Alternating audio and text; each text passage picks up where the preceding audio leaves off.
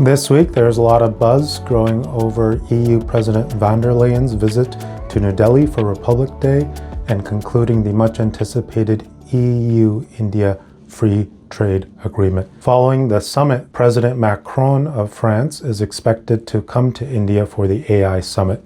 This visit is also anticipated to advance what will be probably the largest defense deal in India's history, for 114 combat aircraft. In the spring, Prime Minister Modi will also be traveling to Oslo for the annual Nordic India Summit. And this summer, the UK-India FTA, which was signed last year, is expected to come into force. So with all of these exciting developments on the EU-India front, there are three salient points I want to highlight. First is the strategic backdrop with the United States.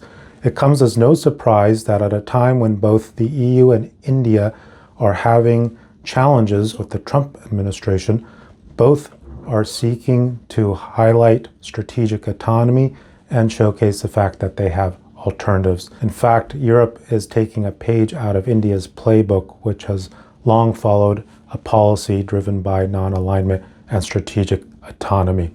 The acceleration of the FTA talks were in part catalyzed by the tariff tensions with the United States. Second point is that there is a new level of strategic convergence between Europe and India.